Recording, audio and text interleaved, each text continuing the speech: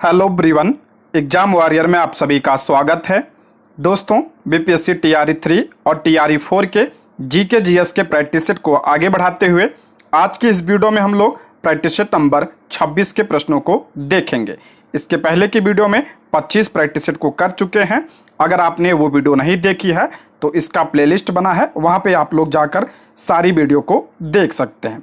दोस्तों, यह video PRT 6 to 8 TGT PGT सभी के लिए इम्पॉर्टेंट है, तो आप लोग वीडियो को लास्ट तक ध्यान से ज़रूर देखिएगा।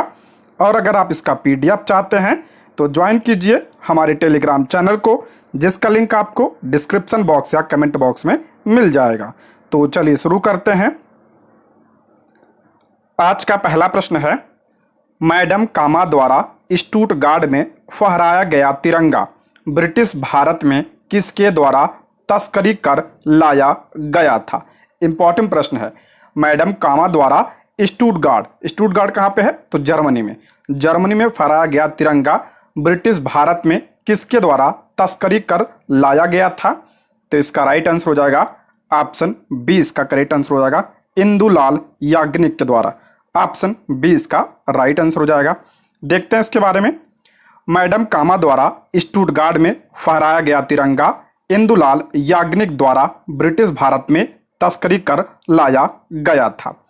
मैडम बीकाजी कामा की बात करते हैं तो विदेशी धरती पर भारत का झंडा फहराने वाली पहली महिला थी। कई बार ये प्रश्न बना है कई सारे एग्जाम में कि विदेश की धरती पर सर्वप्रथम भारतीय झंडा को किसने फहराया था, तो मैडम बीकाजी कामा ने फहराया था। कब फहराया था तो 1907 में जर्मनी के स्टुटगार्ट में अंतर्राष्ट्रीय समाजवादी सम्मेलन में तिरंगा झंडा फहराया गया था। तिरंगे में हरा, केसरिया और लाल रंग की धारियां थी।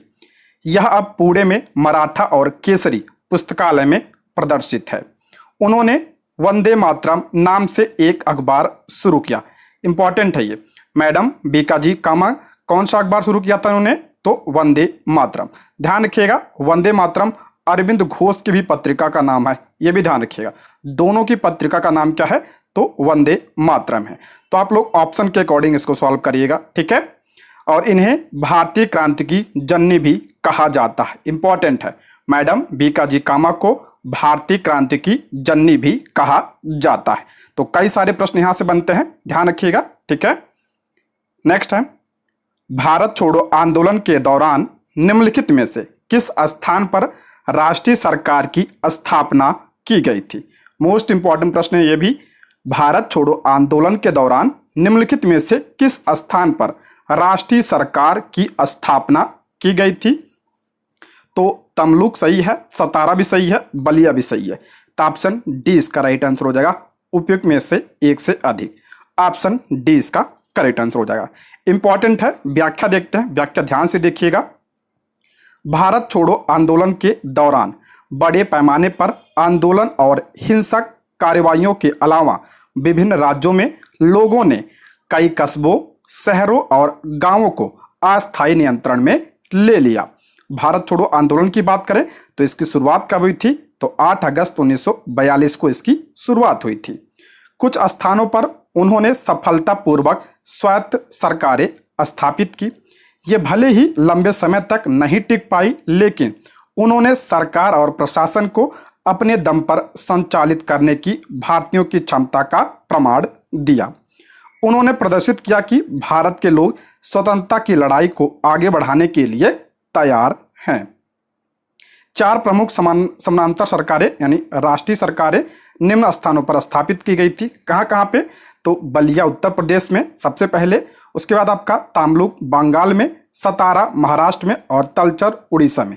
4 समानांतर सरकारें बनाई गई थी उस समय, ध्यान रखिएगा। बलिया बहुत इंपॉर्टेंट, ये पूछा जाता है। बलिया में समानांतर सरकार की स्थापना किसके नेतृत्व में किया गया था तो चित्तू पाड़े के अधीन इसकी स्थापना की गई थी।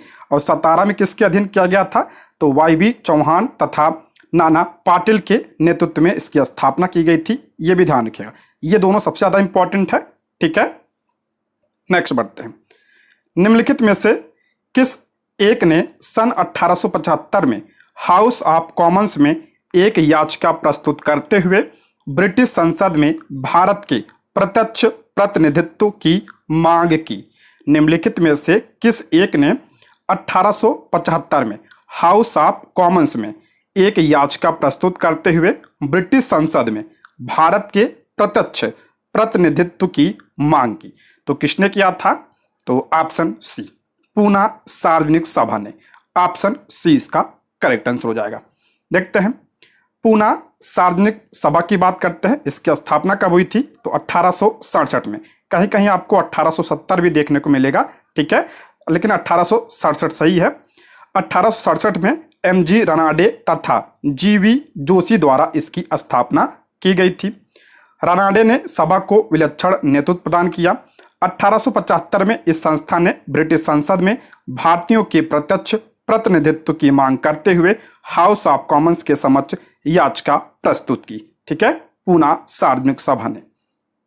नेक्स्ट बढ़ते हैं, निम्नलिखित में से किसने प्रथम विश्व युद्ध के समय भारत की रक्षा के कानून के प्रावधानों को, जिसे 1915 में पंजाब के गदर के विरुद्ध इस्तेमाल किया गया था, उसे शांति के समय भी जारी रखना चाहा था? निम्नलिखित में से किसने प्रथम विश्व युद्ध के समय भारत की रक्षा के कानूनों के प्रावधानों को, जिसे 1915 में पंजाब के गदर के विरुद्ध इस्तेमाल किया गया था, उसे शांति के समय भी जारी रखना चाहता था? कौन? तो ऑप्शन बी, लॉर्ड हार्डिंग द्वितीय। ऑप्शन बी इसका करेक्ट आंसर हो जाएगा। देखते हैं, लॉर्ड हार्डिंग द्वितीय 1910 से 1916 तक भारत का वायसराय था। ये ध्यान रखिएगा, लॉर्ड हार्डिंग द्वितीय का कार्यकाल कब से कब था? तो 1910 से 1916 तक। लॉर्ड हार्डिंग ने प्रथम विश्व युद्ध के मद्देनजर देशभक्तिपूर्ण और प्रगतिशील प्रदर्शनों को रोकने के लिए 1915 के भारत रक्षा अधिनियम की स्थापना की। इंपॉर्टेंट है, ये पूछा जाता है कि भारत रक्षा अधिनियम कब आया था? तो 1915 में। हार्डिंग ने रक्षा कानूनों को शांति समय में भी जारी रखना चाहा था। 1915 में इसका इस्तेमाल पहले लाहौर षड्यंत्र के दौरान किया गया और क्रमशः पंजाब और बंगाल में गदर और अनुशीलन समिति के विकास को कुचल दिया। पंजाब में आपका गदर और बंगाल में आपका अनुशीलन समिति। इसी के समय में ब्रिटेन के राजा जॉर्ज पंचम, यानी लॉर्ड हार्डिंग द्वितीय के समय में ब्रिटेन के राजा जॉर्ज पंचम के भारत आगमन 11 दिसंबर 1911 पर दिल्ली में एक भव्य दरबार का आयोजन किया गया, जिसे आप लोग दिल्ली दरबार के नाम से जानते हैं, और यही बंगाल विभाजन को रद्द करने की घोषणा की गई थी। यह भी ध्यान रखिएगा, बंगाल विभाजन को रद्द कब किया गया था? तो दिल्ली दरबार में, और दिल्ली दरबार का आयोजन कब किया गया था? तो 1911 में। ठीक है, नेक्स्ट है, वह व्यक्ति जिसने 4 अप्रैल 1919 को दिल्ली की जामा मस्जिद के प्रवचन मंच से हिंदू मुस्लिम एकता पर भाषण दिया था, वे थे? इसका राइट आंसर हो जाएगा ऑप्शन सी, स्वामी श्रद्धानंद ने। ऑप्शन सी इसका करेक्ट आंसर हो जाएगा। स्वामी श्रद्धानंद ने 4 अप्रैल 1919 को दिल्ली की जामा मस्जिद के प्रवचन मंच से हिंदू मुस्लिम एकता पर भाषण दिया था। ठीक है, ऑप्शन सी इंपॉर्टेंट है ये। नेक्स्ट है, अमृत बाजार पत्रिका की स्थापना किसने की थी? मोस्ट इंपॉर्टेंट है, मैंने कई बार बताया इसके बारे में। अमृत बाजार पत्रिका की स्थापना किसने किया था? तो ऑप्शन सी, शिशिर कुमार घोष ने। ऑप्शन सी इसका राइट आंसर हो जाएगा। अमृत बाजार पत्रिका एक प्रमुख भारतीय समाचार पत्र है, जिसका प्रकाशन बांग्ला भाषा में होता है। इस समाचार पत्र की स्थापना शिशिर घोष तथा मोतीलाल घोष नाम के 2 भाइयों ने किया था। इसकी स्थापना शिशिर कुमार घोष और मोतीलाल घोष ने की थी। इसका प्रकाशन पहली बार 20 फरवरी 1868 को हुआ था। इसका पहला प्रकाशन 20 फरवरी 1868 को हुआ था। वर्नाकुलर प्रेस अधिनियम ये कब आया था? तो 1878 में आया था। किसके समय में आया था? तो लॉर्ड लिटन के समय में। ठीक है, ये भी ध्यान रखिएगा। वर्नाकुलर प्रेस अधिनियम के प्रावधानों से बचने के लिए अमृत बाजार पत्रिका अपने मूल बंगाली से रातों रात अंग्रेजी भाषा के समाचार पत्र में परिवर्तित हो गई थी। मोस्ट इंपॉर्टेंट है, पूछा जाता है कि कौन सी पत्रिका वर्नाकुलर प्रेस अधिनियम से बचने के लिए अपनी मूल भाषा से रातों रात अंग्रेजी भाषा के समाचार पत्र में परिवर्तित हो गई थी? तो अमृत बाजार पत्रिका। ठीक है, ये भी ध्यान रखिएगा आप लोग। अगला प्रश्न है, किसने कहा था कि मुझ पर किया गया लाठी का एक एक प्रहार ब्रिटिश साम्राज्यवाद के लिए ताबूत की कीलों की तरह साबित होगा? इंपॉर्टेंट प्रश्न है। किसने कहा था कि मुझ पर किया गया लाठी का एक एक प्रहार ब्रिटिश साम्राज्यवाद के लिए ताबूत की कीलों की तरह साबित होगा? तो ऑप्शन सी इसका राइट आंसर हो जाएगा। लाला लाजपत राय ने कहा था।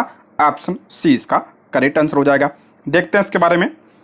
30 अक्टूबर 1928 को लाहौर में साइमन कमीशन के सदस्यों के आगमन का बहिष्कार करने के लिए लाला लाजपत राय की अध्यक्षता में एक शांतिपूर्ण जुलूस निकाला गया। साइमन कमीशन की बात करें तो इसका गठन कब हुआ था? तो 8 नवंबर 1927 को इसका गठन हुआ था। और भारत कब आया था? तो 3 फरवरी 1928 को यह भारत आया था। और इसमें कितने सदस्य थे? तो इसमें 7 सदस्य थे और सातों क्या थे? अंग्रेज थे। इसीलिए इसे श्वेत कमीशन कहा गया और इसीलिए इसका विरोध किया गया।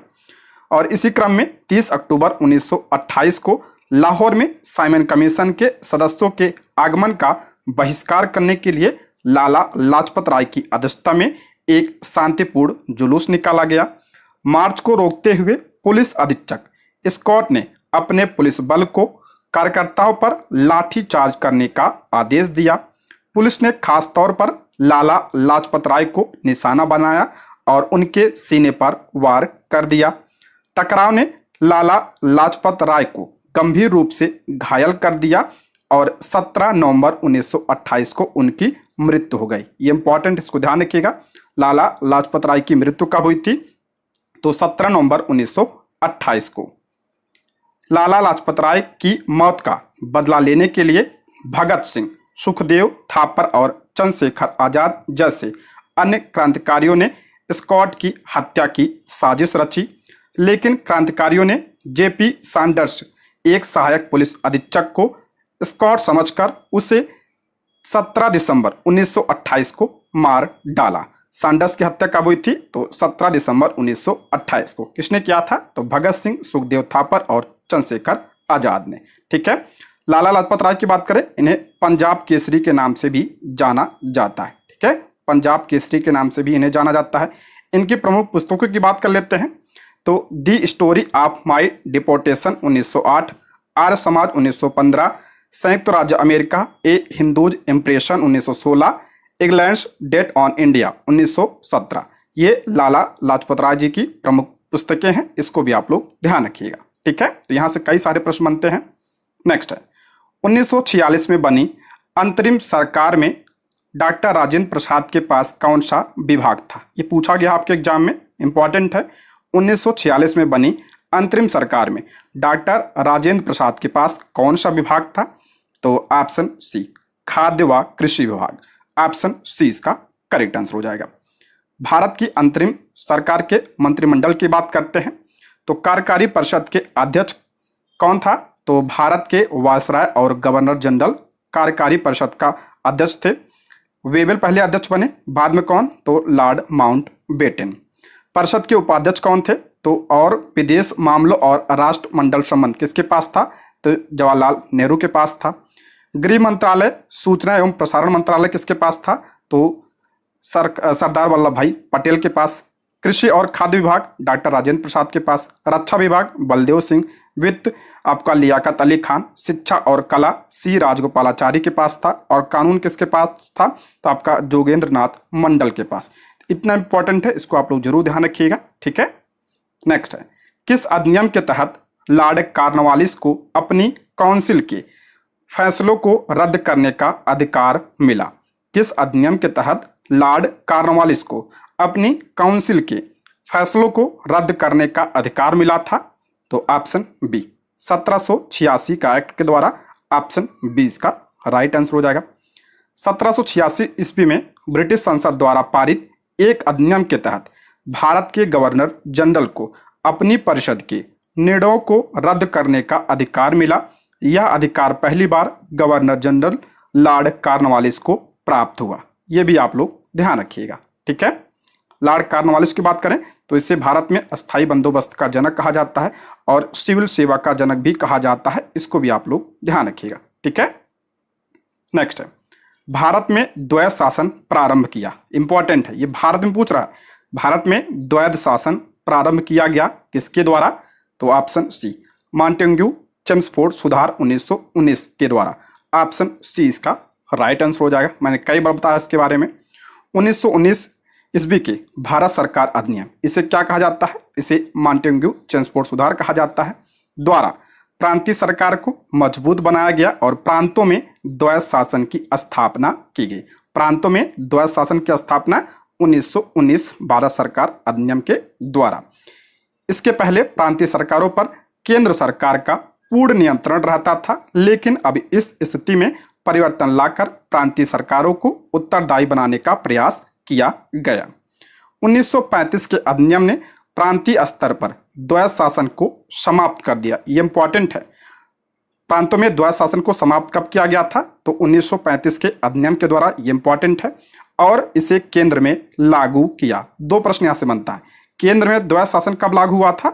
तो 1935 में, और प्रांत में समाप्त कर इसे जो है केंद्र में लागू किया गया था, ठीक है। नेक्स्ट है, निम्नलिखित में से किसने बंगाल विभाजन 1905 के विरुद्ध आंदोलन का नेतृत्व किया? बंगाल विभाजन के विरुद्ध आंदोलन का नेतृत्व किसने किया था? तो ऑप्शन ए, सुरेंद्रनाथ बनर्जी ने। ऑप्शन ए इसका करेक्ट आंसर हो जाएगा। बंगाल की राष्ट्रवादी चेतना को नष्ट करने के लिए ब्रिटिश सरकार ने 20 जुलाई 1905 को बंगाल का विभाजन करने का निर्णय लिया। बंगाल विभाजन के विरोध में 7 अगस्त 1905 को स्वदेशी आंदोलन शुरू हुआ, जिसका नेतृत्व सुरेंद्रनाथ बनर्जी ने किया था, ठीक है। बंगाल विभाजन किसने किया था? तो आपका लॉर्ड कर्जन ने।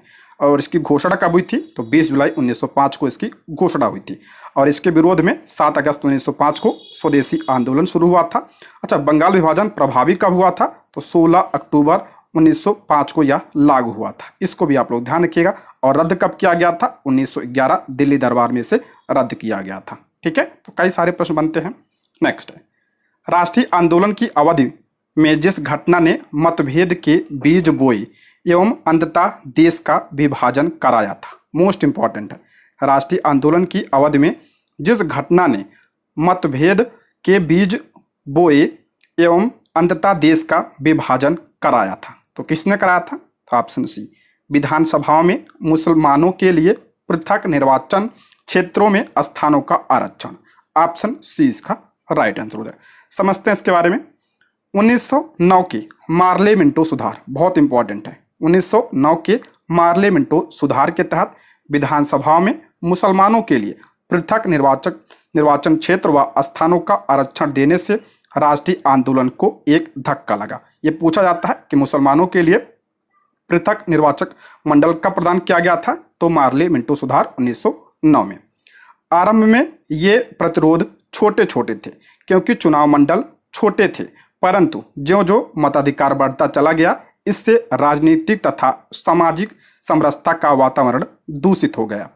शताब्दियों से जो लोग सम्मिलित रूप से रह रहे थे, यानी हिंदू मुस्लिम एक साथ रह रहे थे, और जिनमें राष्ट्रीय एकता की भावना बन रही थी, वह एक बार में ही समाप्त हो गई। अंततः इसका परिणाम जो है आपका देश का विभाजन हुआ था, ठीक है। दोस्तों, यदि आपने अभी तक हमारे चैनल को सब्सक्राइब नहीं किया है तो प्लीज़ चैनल को सब्सक्राइब करें, और अगर आपको वीडियो पसंद आती है तो लाइक, शेयर और कमेंट करें। आप लोग लाइक करते हैं, शेयर करते हैं, कमेंट करते हैं, इससे हमें बहुत मोटिवेशन मिलता है, जिससे हम आप लोगों के लिए वीडियो को ला पाते हैं। दोस्तों, मैं बार बार वीडियो को लाइक शेयर करने के लिए नहीं बोलता हूं, तो आप लोग जो है कर दिया करिए, ठीक है। तो आगे बढ़ते हैं। अगला प्रश्न है, समाचार पत्र राष्ट्र गुप्तार, इसका अर्थ होता है सच बताने वाला, का संबंध निम्नलिखित में से किस धर्म के सुधारों से था? राष्ट्र गुप्तार का संबंध किस धर्म के सुधारों से था? तो ऑप्शन सी, पारसी धर्म। ऑप्शन सी इसका करेक्ट आंसर हो जाएगा। समाचार पत्र राष्ट्र गुप्तार का संबंध पारसी धर्म सुधार से है। यह समाचार पत्र आंग्ल गुजराती पारसी धर्म में सुधार हेतु दादा भाई नौरोजी एवं खरशेदजी कामा द्वारा प्रकाशित की गई थी। दादा भाई नौरोजी का नाम जरूर ध्यान रखिएगा, इन्हीं का नाम ज़्यादातर ऑप्शन में होता है। ठीक है। धन के निकासी या बहिर्गमन का सिद्धांत दादा भाई नौरोजी ने दिया था, सभी को पता होगा, सबसे पहले इन्होंने दिया था। दादा भाई नौरोजी को grand old man of India भी कहा जाता है, यानी वयोवृद्ध कहा जाता है। दादा भाई नौरोजी ने अपनी पुस्तक poverty and un British rule in India के माध्यम से ब्रिटिश युग के दौरान भारतीय अर्थव्यवस्था की गिरावट पर महत्वपूर्ण टिप्पणियां की थी। ये भी ध्यान रखिएगा, इनकी पुस्तक बहुत इंपॉर्टेंट है। दादा भाई नौरोजी ने 3 बार, एक बार आपका 1886, दूसरी बार 1893 और तीसरी बार 1906 भारतीय राष्ट्रीय कांग्रेस की इन्होंने अध्यक्षता की थी। बहुत इंपॉर्टेंट है ये। 1886 का जो अधिवेशन हुआ था कलकत्ता में हुआ था, 93 का आपका लाहौर में हुआ था और 1906 का आपका कलकत्ता में हुआ था। ठीक है। 3 बार इन्होंने कांग्रेस की अध्यक्षता की थी, ये भी ध्यान रखिएगा। नेक्स्ट है 1888 में इलाहाबाद में किस राजा ने भारतीय राष्ट्रीय कांग्रेस के चौथे अधिवेशन के संपन्न होने में बहुत बहुमूल्य सहायता प्रदान की थी? तो इसका राइट आंसर हो जाएगा ऑप्शन सी, दरभंगा के राजा ने। ऑप्शन सी इसका करेक्ट आंसर हो जाएगा। देखते हैं इसके बारे में। 1888 में इलाहाबाद अधिवेशन में दरभंगा के राजा ने भारतीय राष्ट्रीय कांग्रेस के चौथे अधिवेशन के संपन्न होने में बहुमूल्य सहायता प्रदान की थी। उन्होंने इलाहाबाद में लोथर काउंसिल खरीद कर कांग्रेस को दे दिया था। इस अधिवेशन की अध्यक्षता किसने किया था? तो जॉर्ज यूले ने की थी। ये भी ध्यान रखिएगा, जॉर्ज यूले ने इलाहाबाद अधिवेशन 1888 की अध्यक्षता की थी। सर सैयद अहमद खान एवं वाराणसी के राजा शिव प्रसाद सितारे हिंद ने इस अधिवेशन का विरोध किया था। नेक्स्ट है मद्रास महाजन सभा की स्थापना की गई थी। मद्रास महाजन सभा की स्थापना कब की गई थी? तो इसका राइट आंसर हो जाएगा ऑप्शन सी, 1884 में। ऑप्शन सी इसका करेक्ट आंसर हो जाएगा। मद्रास महाजन सभा की स्थापना 1884 में एम वीर राघवाचारी, बी सुब्रमण्यम अय्यर एवं पी आनंद चारुल ने की थी। कब किया था? तो 1884 में। इस सभा का उद्देश्य स्थानीय संगठन के कार्यों को समन्वित करना था। नेक्स्ट 1907 में हुए कांग्रेस के उदारवादी व उग्रवादी नेताओं के बीच संघर्ष एवं मतभेद का क्या कारण था? इंपॉर्टेंट है। 1907 में हुए कांग्रेस के उदारवादी व उग्रवादी नेताओं के बीच संघर्ष एवं मतभेद का कारण क्या था? तो इसका राइट आंसर हो जाएगा ऑप्शन बी, राष्ट्रीय कांग्रेस के अध्यक्ष पद का चुनाव। ऑप्शन बी इसका करेक्ट आंसर हो जाएगा। कांग्रेस का सूरत अधिवेशन 1907 में संपन्न हुआ। यह ऐतिहासिक दृष्टि से यह अधिवेशन बहुत महत्वपूर्ण था। गरम दल तथा नरम दल की आपसी मतभेदों के कारण इस अधिवेशन में कांग्रेस 2 भागों में विभाजित हो गई। इंपॉर्टेंट है, कांग्रेस का विभाजन सबसे पहले कब हुआ था? तो आपका 1907 में हुआ था। उग्रवादी नेता बाल गंगाधर तिलक तथा लाला लाजपत राय में से किसी एक को अध्यक्ष बनाना चाहते थे। जो उग्रवादी नेता थे वो बाल गंगाधर तिलक तथा लाला लाजपत राय में से किसी एक को अध्यक्ष बनाना चाहते थे, जबकि नरमपंथी जो थे वो डॉक्टर रास बिहारी घोष को अध्यक्ष बनाना चाहते थे। अंततः इस अधिवेशन की अध्यक्षता किसने किया था? तो उदारवादी नेता रास बिहारी घोष ने इसकी अध्यक्षता की थी। ठीक है, और विभाजन हो गया था इसी कारणों की वजह से 1907 में। नेक्स्ट है आधुनिक युग का मनु किसे कहा जाता है? आधुनिक युग का मनु किसे कहा जाता है? तो डॉक्टर भीमराव अंबेडकर जी को। ऑप्शन बी इसका करेक्ट आंसर हो जाएगा। ठीक है, option B, doctor B R Ambedkar को भारत के आधुनिक मनु के रूप में जाना जाता है क्योंकि उन्होंने हिंदू कोड बिल का मसौदा तैयार किया था। इन्हें भारतीय संविधान के जनक के रूप में भी जाना जाता है, सभी को पता होगा। इन्होंने अनुच्छेद 32 को भारतीय संविधान का हृदय और आत्मा भी कहा, यह भी ध्यान रखिएगा। वह मसौदा समिति के अध्यक्ष थे, यानी प्रारूप समिति के क्या थे? ये अध्यक्ष थे, और ये पेशे से क्या थे? तो वकील थे। नेक्स्ट है ब्रिटिश साम्राज्यवाद के अंतर्गत स्वराज की मांग सबसे पहले किसने और कब की? ब्रिटिश साम्राज्यवाद के अंतर्गत स्वराज की मांग सबसे पहले किसने किया था? तो ऑप्शन सी इसका राइट आंसर हो जाएगा, दादा भाई नौरोजी ने 1906 में। ऑप्शन सी इसका करेक्ट आंसर हो जाएगा। संविधान रखिएगा, देखिए दोनों ऑप्शन में है, एक 1904 एक 1906, लेकिन ऑप्शन सी इसका राइट आंसर हो जाएगा 1906 में। ठीक है, दादा भाई नौरोजी ने 1906 में कांग्रेस के कलकत्ता अधिवेशन में पहली बार स्वराज को राष्ट्रीय मांग के रूप में मांगा था? ये ध्यान रखिएगा, इंपॉर्टेंट है। अगर पूछा जाए स्वराज शब्द का सबसे पहले प्रयोग किसने किया था, तो स्वामी दयानंद सरस्वती ने। ठीक है, नेक्स्ट बढ़ते हैं। भारतीय स्वतंत्रता संग्राम के संदर्भ में निम्नलिखित घटनाओं पर विचार कीजिए। पहला है रॉयल इंडियन नेवी में विद्रोह। ये कब हुआ था, तो आपका 1946 में हुआ था। कल ही बताया था मैंने इसके बारे में। भारत छोड़ो आंदोलन की शुरुआत कब हुई थी, तो भारत छोड़ो आंदोलन आपका 1942 में इसकी शुरुआत हुई थी। द्वितीय गोलमेज सम्मेलन की बात करें तो ये कब हुआ था, तो 1931 में द्वितीय गोलमेज सम्मेलन हुआ था। तो देखते हैं इसमें सबसे पहले कौन सी घटना, तो द्वितीय गोलमेज सम्मेलन तो किसमें है, तो ऑप्शन बी इसका राइट आंसर हो जाएगा। ठीक है, नहीं ऑप्शन बी नहीं होगा, सबसे पहले आपका तीसरा होगा। सबसे पहले तीसरा होना चाहिए, फिर आपका कौन सा दूसरा, फिर आपका पहला।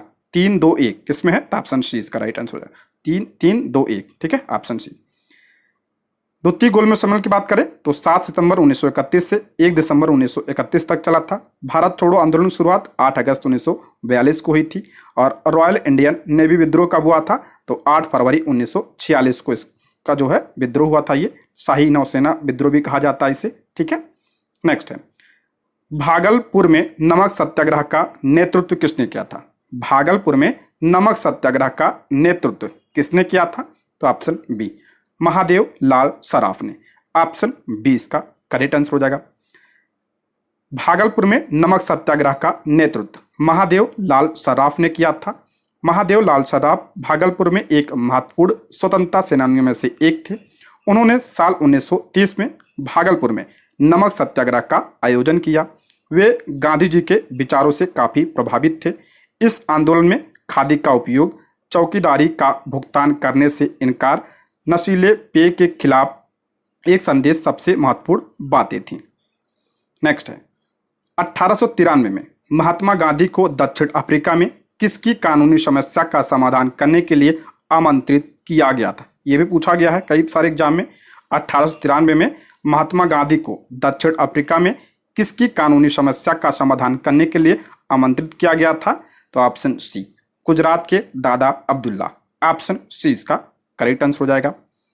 वर्ष 1893 में दादा अब्दुल्ला एक व्यापारी जिनका दक्षिण अफ्रीका में शिपिंग का व्यापार था, ने गांधी जी को दक्षिण अफ्रीका में मुकदमा लड़ने के लिए आमंत्रित किया था, जिसे गांधी जी ने स्वीकार कर लिया और गांधी जी दक्षिण अफ्रीका के लिए रवाना हो गए। कब गए थे, तो 1893 में। और भारत कब लौटे थे गांधी जी, तो 9 जनवरी 1915 को भारत लौटे थे। इसलिए 9 जनवरी को कौन सा दिवस मनाया जाता है, तो प्रवासी भारतीय दिवस मनाया जाता है।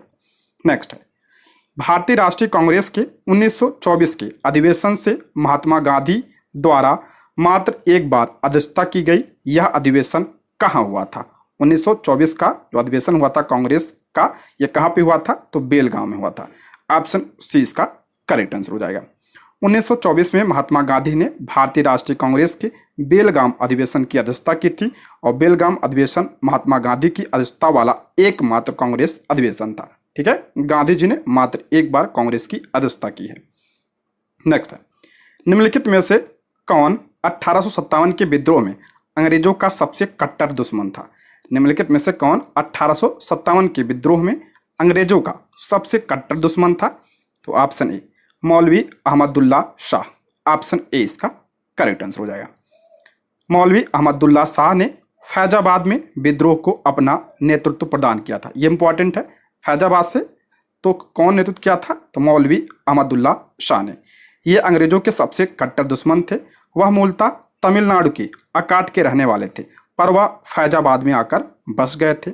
उन्होंने भारत के विभिन्न धर्मानुयायियों का आह्वान करते हुए कहा कि सारे लोग काफिर अंग्रेजों के विरुद्ध खड़े हो जाओ और उन्हें भारत से बाहर खदेड़ दो। ये किसने कहा था, तो मौलवी अहमदुल्ला शाह ने कहा था। ये कथन भी ध्यान रखिएगा।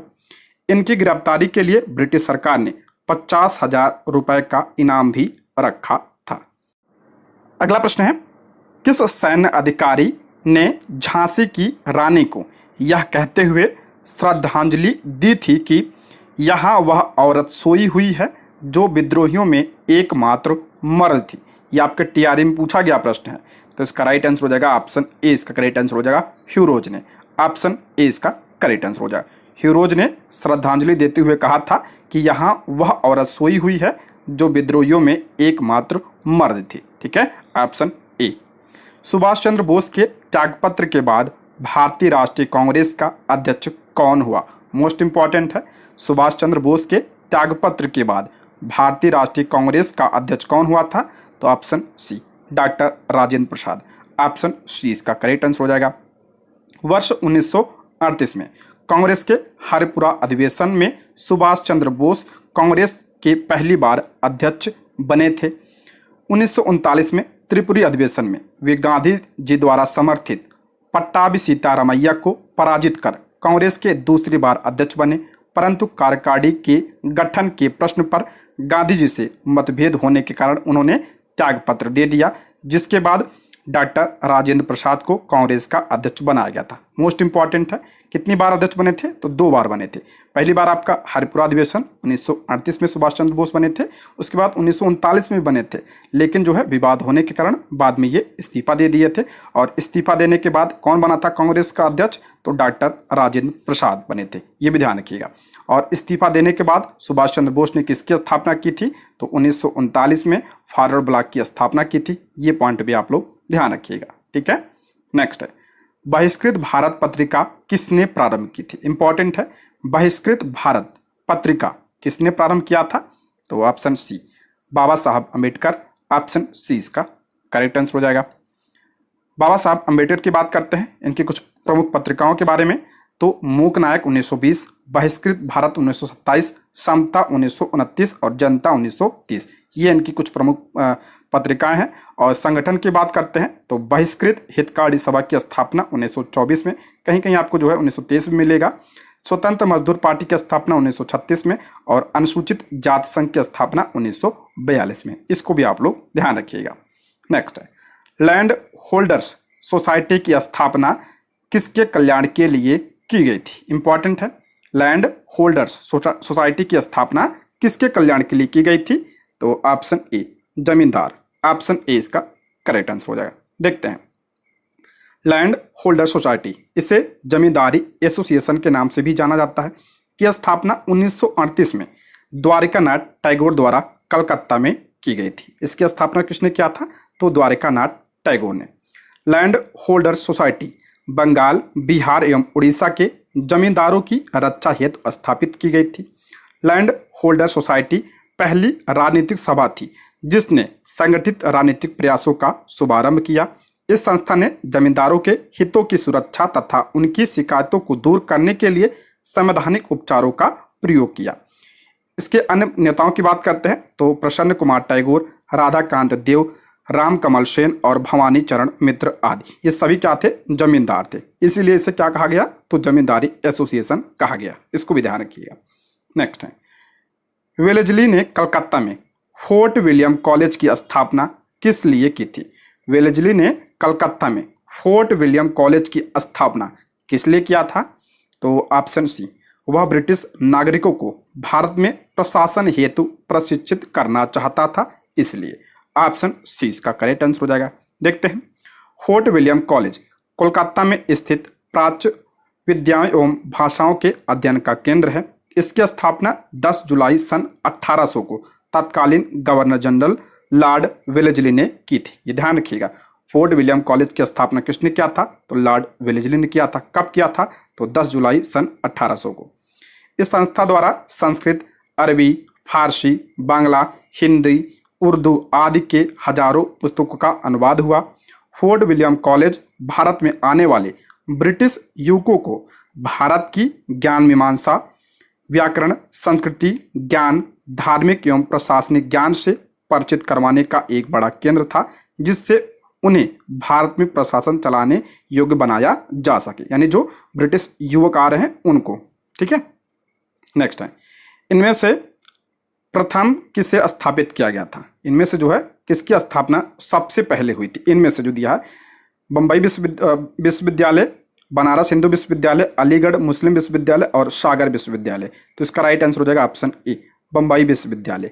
ऑप्शन ए इसका करेक्ट आंसर हो जाएगा। देखते हैं, बम्बई विश्वविद्यालय की स्थापना कब हुई थी? 1857 में इसकी स्थापना हुई थी। बनारस हिंदू विश्वविद्यालय की स्थापना 4 फरवरी 1916 को हुई थी। अलीगढ़ मुस्लिम विश्वविद्यालय की स्थापना 1875 में हुई थी। और सागर विश्वविद्यालय, जिसे डॉक्टर हर सिंह गौर विश्वविद्यालय कहा जाता है, मध्य प्रदेश में है। इसकी स्थापना 18 जुलाई सन 1946 को हुई थी। ठीक है, तो सबसे पहले बम्बई विश्वविद्यालय की स्थापना हुई थी। नेक्स्ट है, दिल्ली में लाल किले में मोती मस्जिद का निर्माण किसने करवाया था? दिल्ली में लाल किले में पूछ रहा है, जो मोती मस्जिद बनी है उसका निर्माण किसने करवाया था? तो औरंगजेब ने। ऑप्शन ए इसका राइट आंसर हो जाएगा, औरंगजेब। मोती मस्जिद का निर्माण 1659-60 में औरंगजेब ने करवाया था। मोती मस्जिद नई दिल्ली में लाल किला परिसर में स्थित है। ठीक है, ये लाल किला के अंदर स्थित है मोती मस्जिद। इसे सफेद संगमरमर का उपयोग करके बनवाया गया था। देखिए, नोट ध्यान रखिएगा, आगरा की जो मोती मस्जिद है उसका निर्माण किसने करवाया था? तो शाहजहां ने करवाया था। ये ध्यान रखिएगा, जो लाल किले में है उसका निर्माण औरंगजेब ने, और जो आगरा में मोती मस्जिद है उसका निर्माण शाहजहां ने करवाया था। और लाल किले का निर्माण किसने करवाया था? तो शाहजहां ने करवाया था। सभी को पता होगा इसके बारे में। नेक्स्ट है, मानव शरीर में धीमी वृद्धि निम्नलिखित में से किस कमी के कारण होती है? मानव शरीर में धीमी वृद्धि किसके कमी के कारण होती है? तो ऑप्शन बी, प्रोटीन की वजह से। ऑप्शन बी इसका करेक्ट आंसर हो जाएगा। मानव शरीर की धीमी वृद्धि प्रोटीन की कमी के कारण होती है। यदि प्रोटीन तथा कार्बोहाइड्रेट दोनों ही किसी व्यक्ति के आहार में लंबे समय तक अनुपस्थित रहें तो उसकी वृद्धि पूरी तरह से अवरुद्ध हो जाएगी। ठीक है, नेक्स्ट है, निम्नलिखित में से कौन सा असत्य है? कौन सा असत्य यानी गलत पूछ रहा है? पहला है, विटामिन ए त्वचा और आंखों को स्वस्थ रखता, बिल्कुल सही है। विटामिन ए त्वचा और आंखों को स्वस्थ रखता है, ये आपका सही है। विटामिन बी1 घाव भरने में सहायक होता है, नहीं, विटामिन बी1 नहीं, विटामिन सी होता है घाव भरने में सहायक, ये आपका गलत हो जाएगा। विटामिन सी रोगों से लड़ने में सहायक है, ये आपका सही है। तो असत्य पूछ रहा है तो ऑप्शन बी इसका करेक्ट आंसर हो जाएगा। ठीक है, ऑप्शन बी। विटामिन बी1 जो क्या करता है? तो कार्बोहाइड्रेट के पाचन में सहायक होता है आपका विटामिन बी1। ठीक है, घाव भरने में सहायक कौन सा होता है आपका? विटामिन सी घाव भरने में सहायक होता है। और विटामिन सी भोजन पकाने में आसानी से गर्मी से नष्ट हो जाता है, ये भी ध्यान रखिएगा। पूछा जाता है कौन सा विटामिन जो है गर्मी से नष्ट हो जाता है, तो आपका विटामिन सी नष्ट हो जाता है। और विटामिन सी ध्यान रखिएगा दूध में नहीं पाया जाता है। ठीक है, दूध में या नहीं पाया जाता है। विटामिन सी का रासायनिक नाम क्या होता है? एस्कॉर्बिक अम्ल। और विटामिन बी का रासायनिक नाम क्या होता है? विटामिन बी1 का आपका थायमिन। और इसकी कमी से कौन सा रोग होता है? तो आपका बेरी रोग होता है। और विटामिन सी की कमी से कौन सा रोग होता है? तो आपका स्कर्वी रोग होता है। नेक्स्ट है, किसी पदार्थ के विलयन को गर्म करने से उसकी विलेयता पर निम्नलिखित में से क्या प्रभाव पड़ता है?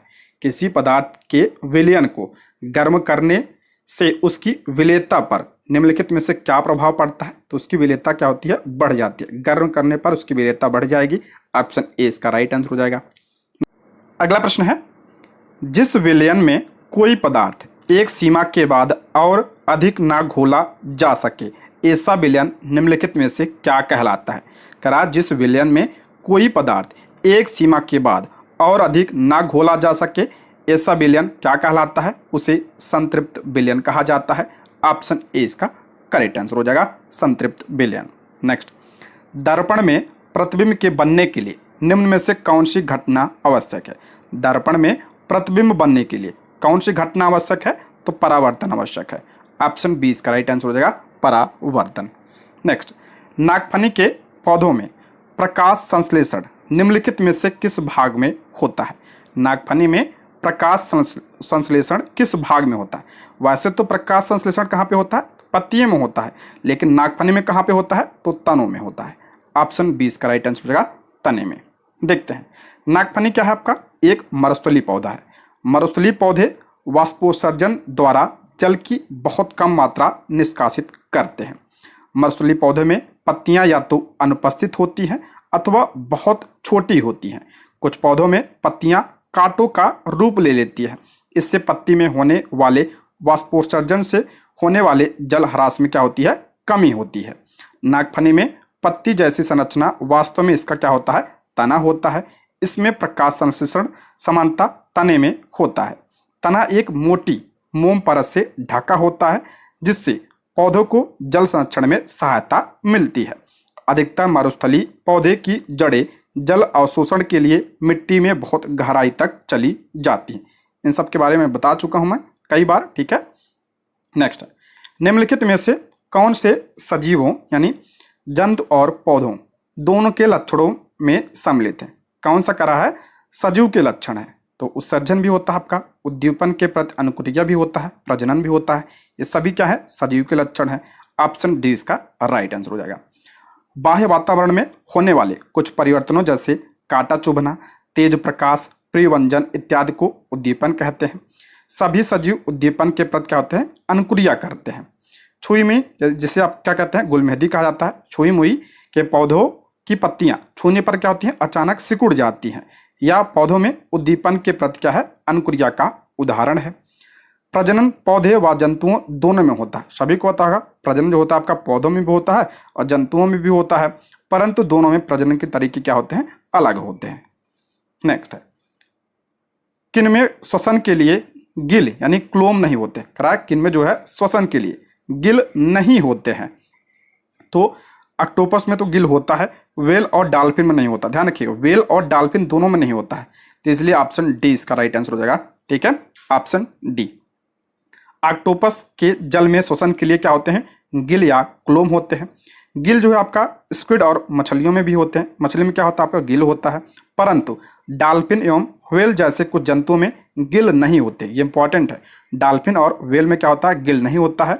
ये सिर पर स्थित नासा द्वार अथवा वात छिद्रों द्वारा श्वास लेते हैं। ये लंबे समय तक बिना श्वास लिए रह सकते हैं।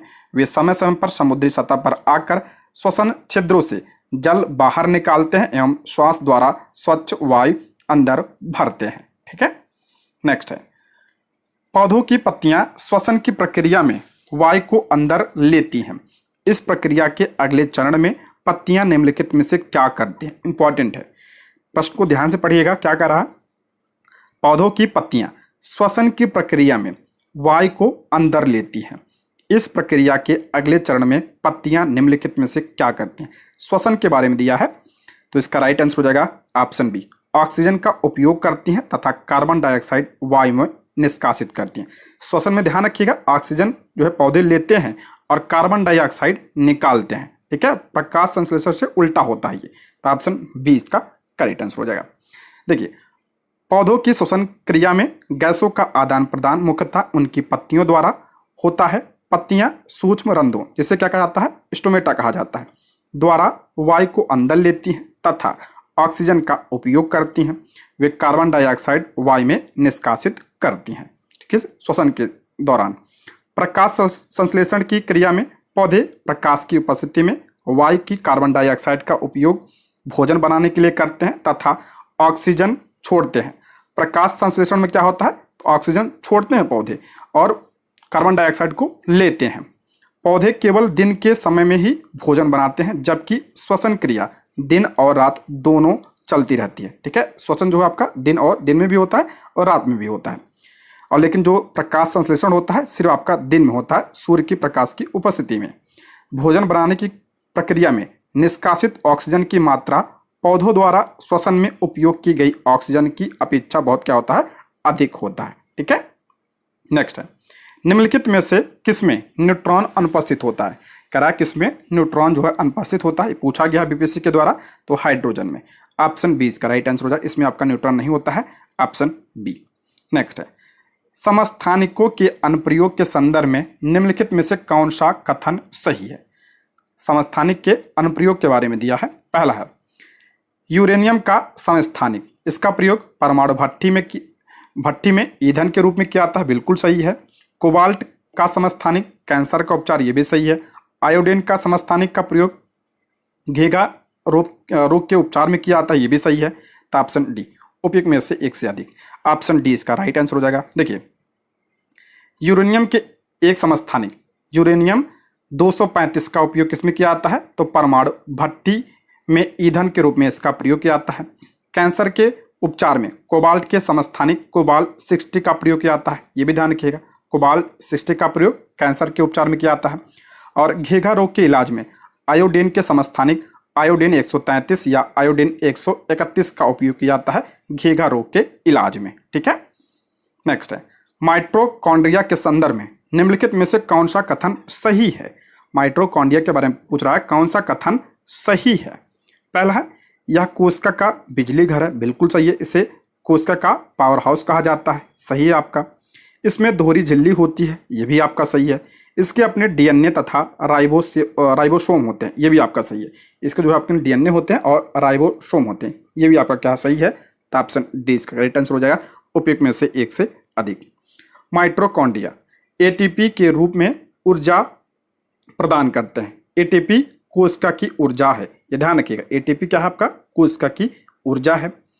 शरीर नए रासायनिक यौगिकों को बनाने तथा यांत्रिक कार्य के लिए एटीपी में संचित ऊर्जा का प्रयोग करता है। माइटोकॉन्ड्रिया में दोहरी झिल्ली होती है। बाहरी झिल्ली छिद्रित होती है तथा भीतरी झिल्ली बहुत अधिक वलित होती है। ये वलय एटीपी बनाने वाली रासायनिक क्रियाओं के लिए एक बड़ा क्षेत्र बनाते हैं। माइटोकॉन्ड्रिया बहुत अद्भुत अंगक है क्योंकि इसमें उसका अपना डीएनए तथा राइबोसोम होते हैं। अतः माइटोकॉन्ड्रिया अपना कुछ प्रोटीन स्वयं बनाते हैं। ठीक है, राइबोसोम को क्या कहा जाता है, तो प्रोटीन फैक्ट्री कहा जाता है। नेक्स्ट है, लाइसोसोम के बनने के लिए निम्नलिखित में से कौन उत्तरदायी है। लाइसोसोम के बनने के लिए पूछ रहा है कौन सा उत्तरदायी है, तो इसका राइट आंसर हो जाएगा आपका ऑप्शन बी, गोल्जी काय उपकरण। ऑप्शन बी इसका राइट आंसर हो जाएगा, गोल्जी उपकरण। ठीक है, अगला प्रश्न है, कोशिका में उपस्थित प्लाज्मा झिल्ली निम्नलिखित में से किससे निर्मित होती है। कोशिका में उपस्थित प्लाज्मा झिल्ली किससे निर्मित होती है, तो प्रोटीन से और लिपिड से। तो इसका राइट आंसर हो जाएगा ऑप्शन डी, उपयुक्त में से एक से अधिक। ऑप्शन डी इसका करेक्ट आंसर हो जाएगा।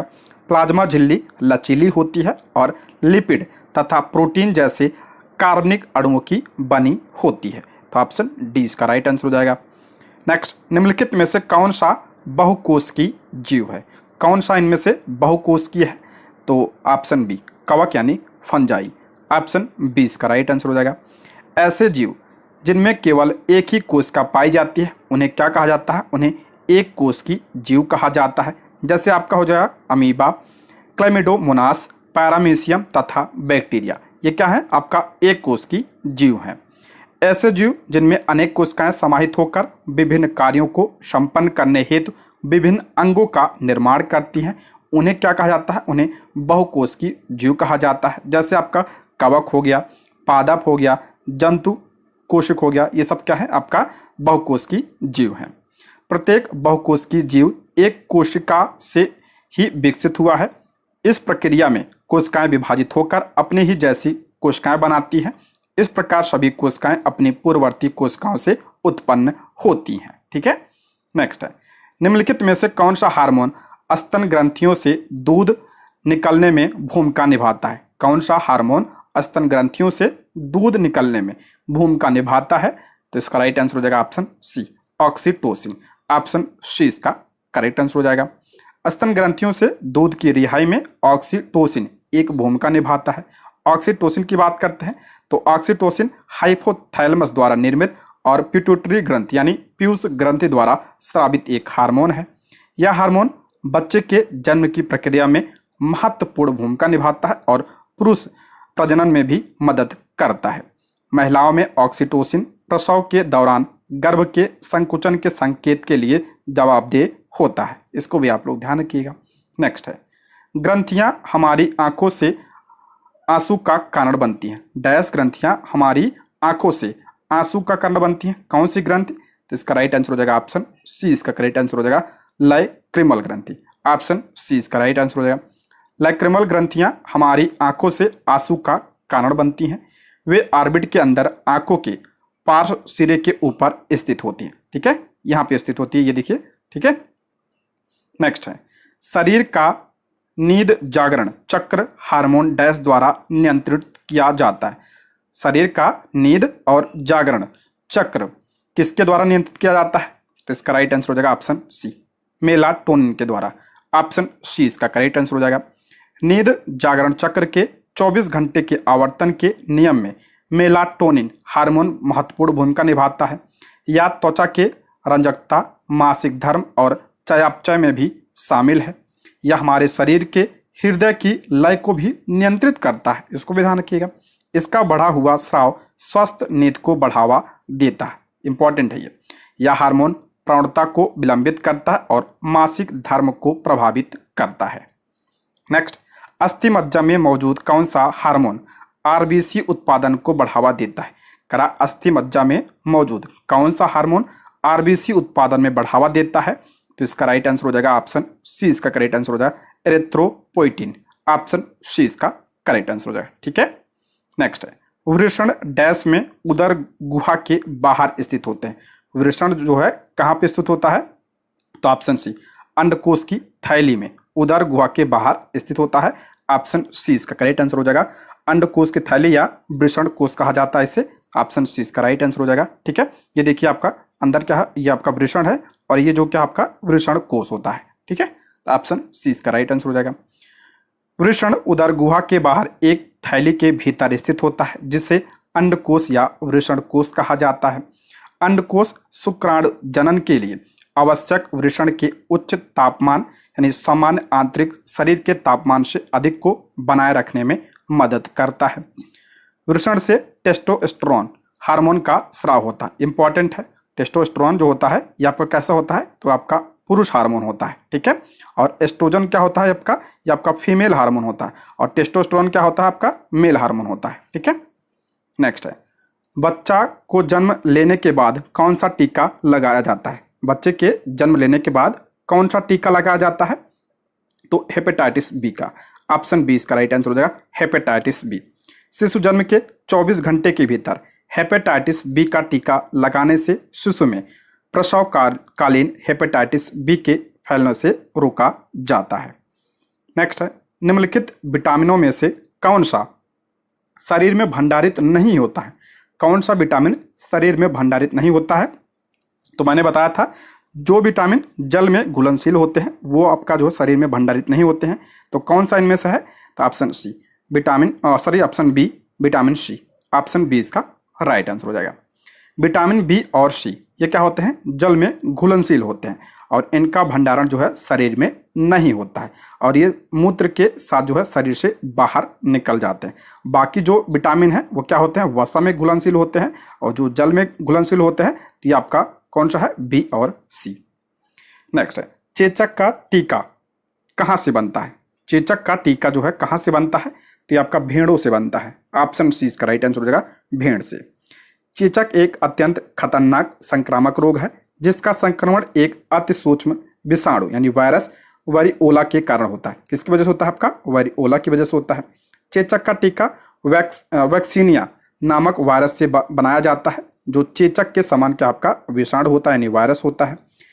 इस टीके की खोज सर्वप्रथम एडवर्ड जेनर ने 1796 में की थी। ये पूछा जाता है चेचक के टीके की खोज किसने किया था? तो एडवर्ड जेनर ने किया था। भारत में भेड़ और बकरी चेचक के टीकों के लिए रोमेनियन स्ट्रेन और रानीपेट स्ट्रेन का प्रयोग किया जाता है। ठीक है, नेक्स्ट है पारिस्थितिक तंत्र में ऊर्जा का प्राथमिक स्रोत क्या है? पारिस्थितिक तंत्र में ऊर्जा का प्राथमिक स्रोत कौन सा होता है? तो सभी को पता होगा सूर्य। ऑप्शन ए इसका राइट आंसर हो जाएगा, सूर्य का प्रकाश। पारिस्थितिक तंत्र में ऊर्जा का प्राथमिक और अंतिम स्रोत दोनों क्या होता है? आपका सूर्य होता है। इसको ध्यान रखिएगा। पारिस्थितिक तंत्र में ऊर्जा का प्रवाह उष्मा गतिकी के सिद्धांत के आधार पर होता है।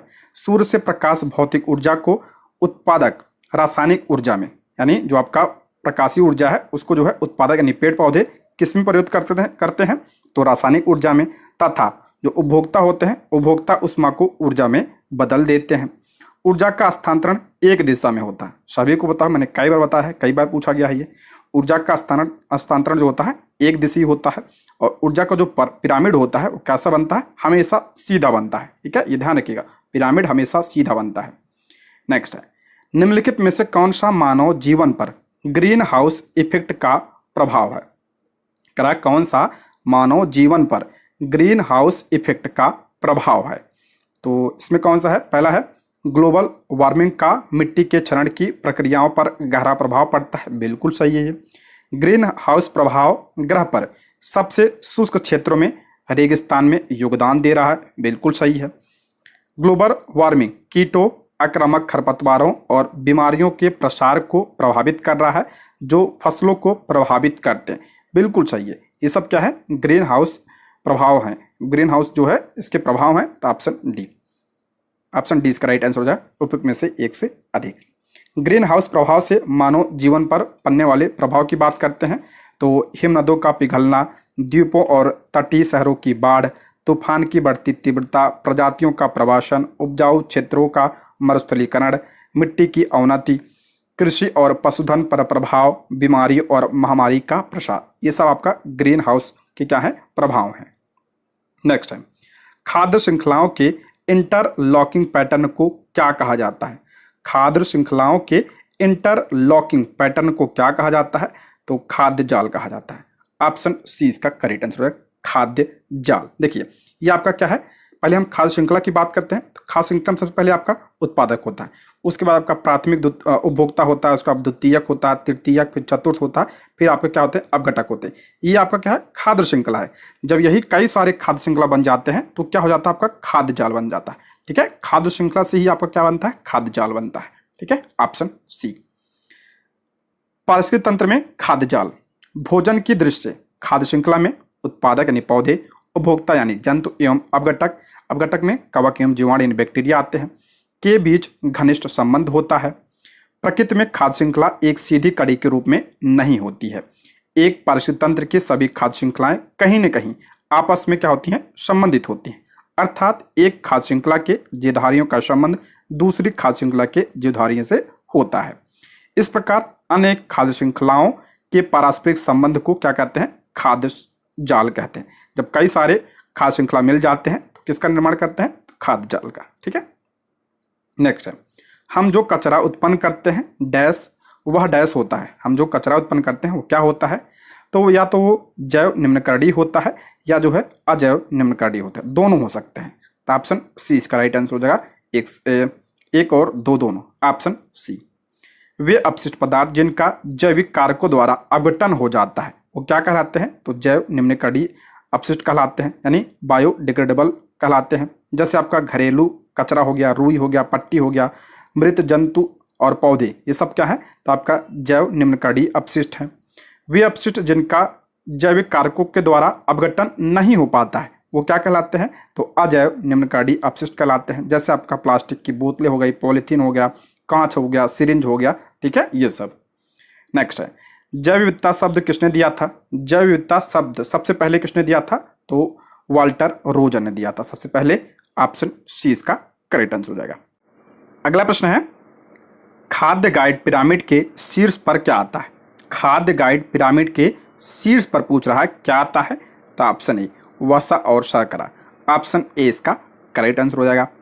खाद्य गाइड पिरामिड के शीर्ष पर वसा, तेल और चीनी आते हैं। यह सबसे पतला स्तर होता है। खाद्य गाइड पिरामिड में ये खाद्य पदार्थ कम मात्रा में खाने की सलाह दी जाती है। ये खाद्य पदार्थ कैलोरी तो देते हैं लेकिन पोषण के मामले में ज़्यादा नहीं। देखिए ये आपका क्या है, खाद्य गाइड पिरामिड है।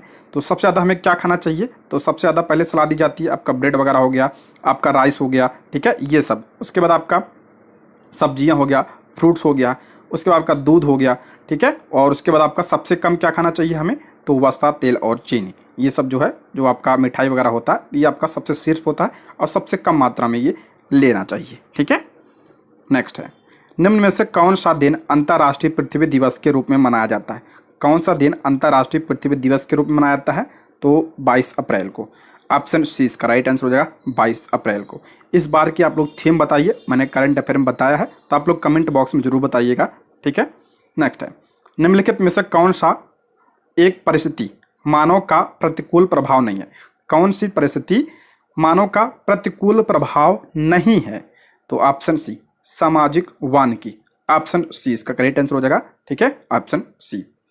नेक्स्ट है, निम्नलिखित उदाहरण में प्राथमिक मांसाहारी कौन है? इसमें जो है प्राथमिक मांसाहारी कौन सा है? तो घास, ये आपका उत्पादक हो गया, ये आपका क्या हो गया, टिड्डा, ये आपका जो आपका क्या हो गया, ये शाकाहारी होता है, ये प्राथमिक उपभोक्ता होता है, शाकाहारी होते हैं। और उसके बाद आपका मेढक, ये आपका द्वितीय उपभोक्ता होता है, तो ये आपका क्या होता है, पहला मांसाहारी बनेगा। तो इसका राइट आंसर हो जाएगा ऑप्शन डी, मेढक, ऑप्शन डी। नेक्स्ट है, भारत में कुल कितने रामसर स्थल हैं? भारत में कुल कितने रामसर स्थल हैं वर्तमान में? तो वर्तमान में 80 हैं, तो इसलिए ऑप्शन ई इसका राइट आंसर हो जाएगा, इनमें से कोई नहीं। नेक्स्ट, पृथ्वी का अपमार्जक कौन है? पृथ्वी का अपमार्जक, अपमार्जक यानी डिकम्पोजर, तो ऑप्शन ए जीवाणु व कवक, ऑप्शन ए इसका करेक्ट आंसर हो जाएगा। नेक्स्ट, हवा में जिस गैस की मात्रा सबसे अधिक है वह है, हवा में सबसे ज़्यादा क्या पाया जाता है? तो वायुमंडल में, तो आपका नाइट्रोजन, ऑप्शन सी इसका राइट आंसर हो जाएगा। लगभग 78% नाइट्रोजन, ये पूछा गया था आपकी बार टीआरई 3 में, ठीक है, तो नाइट्रोजन, उसके बाद ऑक्सीजन पाया जाता है, ठीक है, 21%। नेक्स्ट है, मोटर कार से उत्पन्न प्रदूषक जो मानसिक रोग पैदा करता है होता है। मोटर कार से उत्पन्न प्रदूषक जो मानसिक रोग पैदा करता है कौन सा होता है? तो पीबी यानी शीशा, ऑप्शन बी इसका राइट आंसर हो जाएगा, ठीक है। कौन सी बीमारी दूषित जल पीने से होती है? कौन सी बीमारी दूषित जल से होती है? तो option B typhoid, option B इसका राइट आंसर हो जाएगा, ठीक है, ऑप्शन बी। देख लेते हैं हम, आपका क्षय रोग किससे होता है? तो जीवाणु से होता है, यानी बैक्टीरिया से होता है। और इस संचरण का तरीका क्या है? तो ये वायु से होता है। खसरा की बात करें तो वायरस से होता है, और ये भी आपका वायु से होता है। चिकन पॉक्स वायरस से होता है, तो वायु या सीधे संपर्क से फैलता है ये। पोलियो वायरस होता है, ये भी आपका वायु और जल से फैलता है पोलियो। हैजा आपका जीवाणु से होता है, जल और भोजन से फैलता है ये। टाइफाइड आपका जीवाणु से होता है, जल से यह फैलता है। हेपेटाइटिस से वायरस से होता है और जल से फैलता है। मलेरिया की बात करें आपका प्रोटोजोआ से होता है, और किससे फैलता है ये?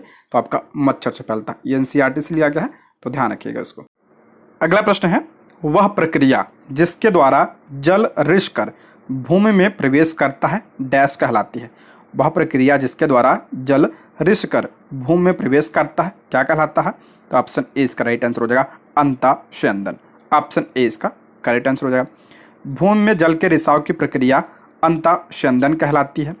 पौधों द्वारा उपयोग नहीं किया गया पानी जमीन में गहराई तक चला जाता है, इसे क्या कहा जाता है? अंतःस्यंदन कहा जाता है। अंतःस्यंदन को प्रभावित करने वाले प्रमुख कारकों की बात करते हैं, तो मिट्टी का प्रकार, मिट्टी का आवरण, ढलानों की स्थलाकृति और आकार की, प्रवाह की आपूर्ति, मिट्टी की नमी की प्रारंभिक स्थिति, ये सब जो है प्रभावित करते हैं। नेक्स्ट है, निम्नलिखित नोबल गैसों में से कौन सी वायु में नहीं पाई जाती है? नोबल गैस यानी अक्रिय गैस कौन सी वायु में नहीं पाई जाती है? तो रेडॉन, ऑप्शन सी इसका राइट आंसर हो जाएगा रेडॉन। आधुनिक आवर्त में समूह 18 निष्क्रिय गैसों का है, ये आपका क्या है? समूह 18 यहाँ पे देख लीजिए। इसमें कौन कौन सी गैसें पाई जाती हैं? तो आपका हीलियम हो गया, नियान हो गया, ऑर्गन हो गया, आपका क्रिप्टॉन, जिनान और रेडॉन होती हैं, ठीक है। ये आपका क्या है? निष्क्रिय गैसें हैं। और रेडॉन सभी में से एकमात्र रेडियोधर्मी है, और यह वायुमंडल में मौजूद नहीं है, ठीक है, ये वायुमंडल में नहीं पाई जाती है। नेक्स्ट है, जैव ऑक्सीजन मांग यानी बीओडी किसके लिए एक मापदंड है? इंपॉर्टेंट है, पूछा गया था टीआरई 3 में बीओडी, तो इसका राइट आंसर हो जाएगा ऑप्शन सी, जलीय पारिस्थितिक तंत्रों में के प्रदूषण के मापन के लिए, ऑप्शन सी इसका करेक्ट आंसर हो जाएगा, ठीक है, ऑप्शन सी। जैविक ऑक्सीजन मांग यानी बीओडी, जैविक ऑक्सीजन मांग को एक विशिष्ट तापमान और समय सीमा पर पानी के नमूने में कार्बनिक पदार्थों को तोड़ने के लिए ऑक्सीजन जीवी सूक्ष्म जीवों द्वारा आवश्यक घुलित ऑक्सीजन की मात्रा के रूप में परिभाषित किया जाता है।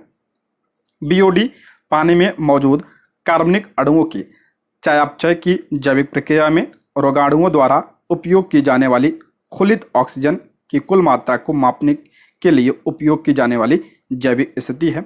यह ध्यान रखिएगा, पानी में मौजूद ऑक्सीजन गैस की कुल मात्रा को क्या कहते हैं? घुलित ऑक्सीजन कहा जाता है। नेक्स्ट है, गंगा नदी के कॉलीफॉर्म जीवाणु द्वारा प्रदूषित होने का मुख्य कारण क्या है? गंगा नदी के कॉलीफॉर्म जीवाणु द्वारा प्रदूषित होने का मुख्य कारण क्या है? तो ऑप्शन सी, अधजलीय समूह का नदी के पानी में निपटान, ऑप्शन सी इसका करेक्ट आंसर हो जाएगा। कोलिफॉर्म बैक्टीरिया मानव आंत में मौजूद होता है, इसकी मौजूदगी संदूषण को दर्शाती है। गंगा नदी में प्रचुर मात्रा में कोलिफॉर्म बैक्टीरिया की मौजूदगी का मुख्य कारण है कि नदी में बिना जली लाशों को फेंकना, ठीक है। नेक्स्ट है, महानदी की अपवाह द्रोणी का संबंध किन राज्यों में से नहीं है? महानदी किस राज्य में नहीं बहती है? तो इसका राइट आंसर हो जाएगा option A, Paschim Bangal, option A इसका करेक्ट आंसर हो जाएगा पश्चिम बंगाल। महानदी कोयल एवं शंख नदियों से मिलकर छत्तीसगढ़ के रायपुर जिले में सिहावा के निकट निकलती है और उड़ीसा से बहती हुई अपना जल बंगाल की खाड़ी में विसर्जित करती है। इस नदी की अपवाद में मध्य प्रदेश, छत्तीसगढ़ और उड़ीसा राज्य शामिल हैं। नेक्स्ट है, हिमालयी नदियों के संदर्भ में कौन सा कथन सत्य है?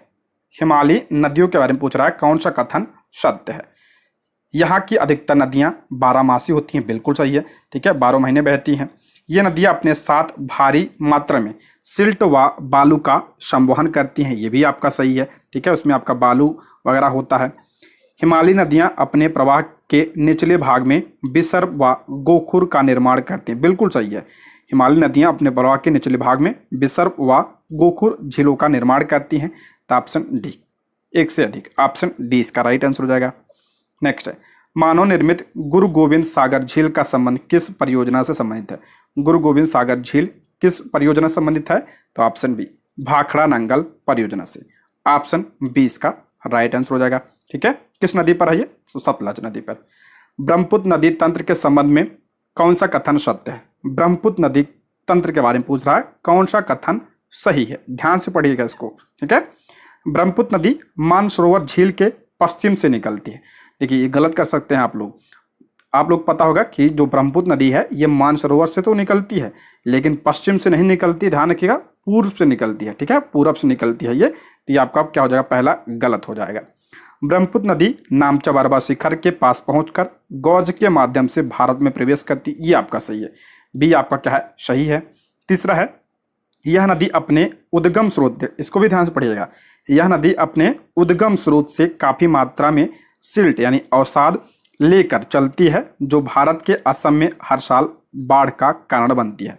तो ये आपका गलत हो जाएगा। ये उद्गम क्षेत्र से जो है आपका अवसाद लेकर नहीं चलती है, बाद में अवसाद लेती है। तो ये आपका क्या हो जाएगा? गलत हो जाएगा। तो ऑप्शन बी इसका करेक्ट आंसर हो जाएगा। ठीक है, देखिए इसको ध्यान से पढ़िएगा, इससे कई सारे प्रश्न बनते हैं। ब्रह्मपुत्र नदी तिब्बत की मानसरोवर झील के पूरब से निकलती है। ठीक है, पूर्व से निकलती है, ना कि पश्चिम से। ब्रह्मपुत्र नदी हिमालय के समानांतर पूर्व की ओर बहती है और नामचा बरवा शिखर के पास पहुंचकर या अंग्रेजी के यू अक्षर जैसा मोड़ बनाकर भारत के अरुणाचल प्रदेश में गौर्ज के माध्यम से भारत में क्या करती है? प्रवेश करती है। जहां इसे जो है दिहांग के नाम से जाना जाता है। मैंने बताया था कि अरुणाचल प्रदेश में जो है ब्रह्मपुत्र नदी को क्या कहा जाता है? तो दिहांग कहा जाता है। तथा दिबांग, लोहित, केनुला एवं दूसरी सहायक नदियों से मिलकर असम में ब्रह्मपुत्र का निर्माण करती है। असम में से क्या कहा जाता है? ब्रह्मपुत्र कहा जाता है। ठीक है, और इसकी सहायक नदी कौन सी है? दिबांग, लोहित, केनुला, कई सारी हैं। ठीक है, तिब्बत, इसको भी ध्यान से पढ़िएगा। तिब्बत एक शीत एवं शुष्क क्षेत्र है जो कि ब्रह्मपुत्र नदी का उद्गम क्षेत्र है, तिब्बत से निकलती है। इसलिए यहाँ इस नदी में जल एवं सिल्ट यानी अवसाद की मात्रा क्या होती है? बहुत कम होती है। जब ब्रह्मपुत्र नदी वहाँ से निकलती है तो उसमें अवसाद बहुत कम होता है और जल भी कम होता है। ठीक है, इसलिए तीसरा आपका असत्य था। भारत में यह उच्च वर्षा वाले क्षेत्रों से होकर गुजरती है। भारत में यह जहाँ पे अत्यधिक बारिश होती है वहाँ से गुजरती है, इसलिए यहाँ नदी में जल एवं सिल्ट की मात्रा बढ़ जाती है। भारत में आकर क्या होता है? इसमें जल की मात्रा भी बढ़ जाती है और अवसाद की मात्रा भी बढ़ जाती है। ठीक है, नेक्स्ट है, मौसम से संबंधित महाद्वीपीय अवस्था का तात्पर्य क्या है? मौसम से संबंधित महाद्वीपीय अवस्था का तात्पर्य क्या है? तो ऑप्शन है, गर्मी में बहुत अधिक गर्मी तथा ठंडी में बहुत अधिक ठंडा। ऑप्शन ए इसका करेक्ट आंसर हो जाएगा। समुद्र का जलवायु समकारी प्रभाव, समुद्र का जलवायु पर समकारी प्रभाव पड़ता है। जैसे समुद्र से दूरी बढ़ती है, यह प्रभाव क्या होता है? कम होता जाता है। जैसे जैसे समुद्र की दूरी बढ़ जाती है वैसे क्या होता है? प्रभाव कम हो जाता है। एवं लोग विषम मौसमी अवस्थाओं को महसूस करते हैं, इसे महाद्वीपीय अवस्था कहते हैं। अर्थात गर्मी में बहुत अधिक गर्मी तथा सर्दी में क्या होता है? आपका बहुत अधिक ठंडी महसूस होता है। नेक्स्ट है, निम्नलिखित में से कौन सा कथन सत्य है? करेक्ट, कौन सा कथन सत्य है? इसको भी ध्यान से पढ़िएगा। पहला, मौसम एक विशेष समय में एक क्षेत्र के वायुमंडल की अवस्था को बताता है। कर है, मौसम एक विशेष समय में एक क्षेत्र में वायुमंडल की अवस्था को बताता है, बिल्कुल सही है। जलवायु अपेक्षाकृत लंबे समय की एक विशाल क्षेत्र की मौसम की अवस्थाओं तथा विविधताओं का औसत योग है, ये भी आपका सही है। जो जलवायु होता है ये आपका लंबे समय की होती है, ये आपका सही है। मौसम तथा जलवायु दोनों के तत्व एक ही होते हैं, ये भी आपका सही है। तो ऑप्शन डी इसका राइट आंसर होगा उपयुक्त में से एक से अधिक, ऑप्शन डी। देखिए समझते हैं। मौसम वायुमंडल की क्या है, क्षणिक अवस्था। जो मौसम होता है ये आपका थोड़े समय के लिए होता है, ठीक है, छोटे समय के लिए होता है। मौसम एक विशेष समय में एक क्षेत्र के वायुमंडल की अवस्था को बताता है।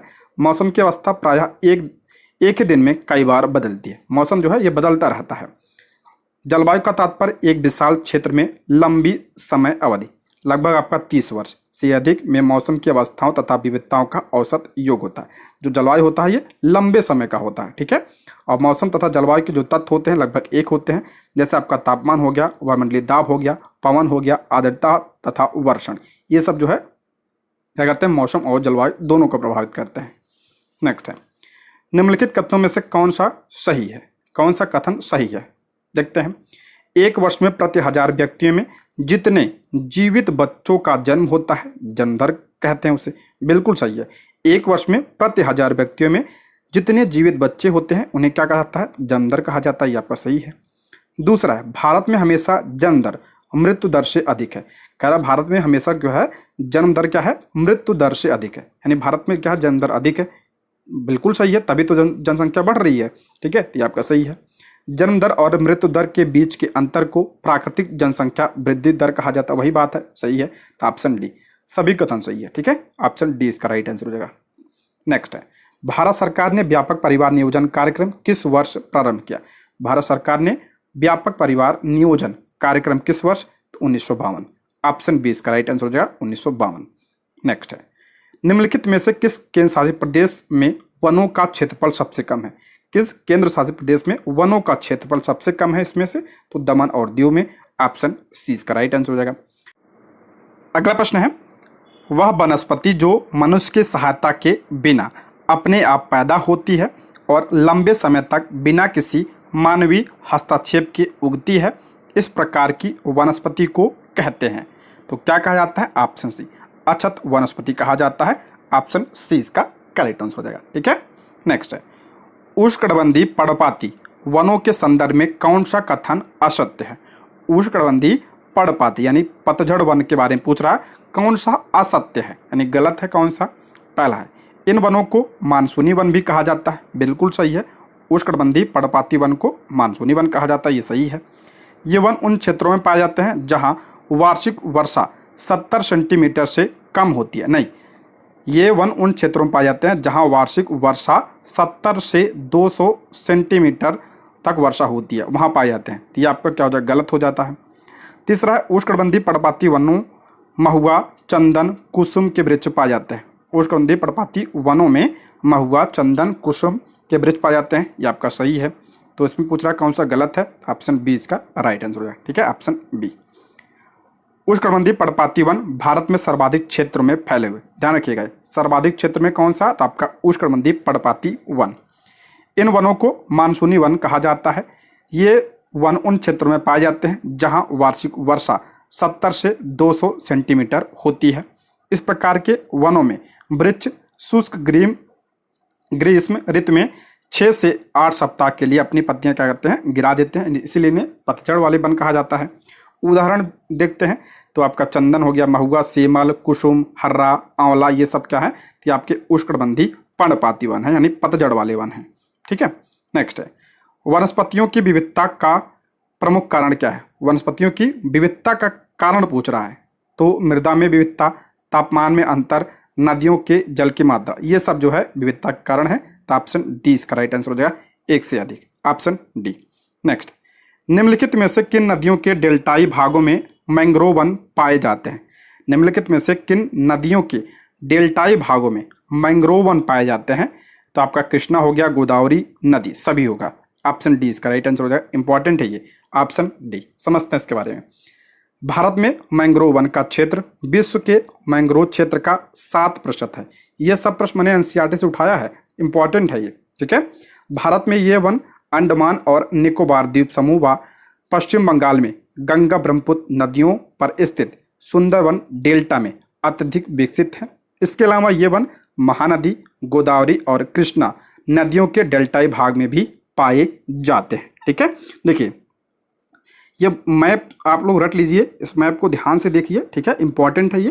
देखिए अगर पूछा जाए आपका जो आपका उष्णकटिबंधीय सदाबहार वन होते हैं, जो सदाबहार यानी जो हमेशा सदाबहार होते हैं, वो आपका यहाँ पाए जाते हैं। देखिए जो ग्रीन वाला है, जहाँ जहाँ ग्रीन है आपका सदाबहार वन है, ठीक है। उष्णकटिबंधीय पर्णपाती वनों की बात करते हैं तो ये वाला एरिया जो है आपका क्या है, पर्णपाती वन है। अभी हमने जो पीछे पढ़ा, ये जो आपका हल्का दिख रहा है ना, ये वाला एरिया, ये आपका क्या है, उष्णकटिबंधीय पर्णपाती यानी पतझड़ वाले वन है। सबसे ज़्यादा भारत में यही पाया जाता है, ठीक है। उसके बाद हम बात करते हैं, ये आपका जो पीला वाला एरिया है, ये सारे क्या है, पर्वतीय वन है, ठीक।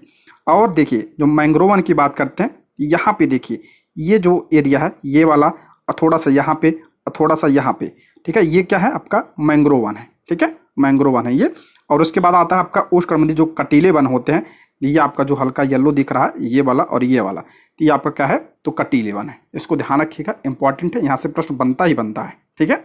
नेक्स्ट है, विश्व में कुल रबड़ उत्पादन का लगभग 80% उत्पादित करता है। विश्व का कुल रबड़ उत्पादन का लगभग 80% कौन उत्पादित करता है, तो थाईलैंड व इंडोनेशिया। ऑप्शन सी इसका राइट आंसर है, थाईलैंड व इंडोनेशिया। और भारत में सबसे ज्यादा रबड़ कहाँ पे होता है, तो कहाँ पे, केरल में। नेक्स्ट है, भारत में भारत के संविधान का निम्न में से कौन सा अनुच्छेद एक नए राज्य के गठन का प्रावधान करता है।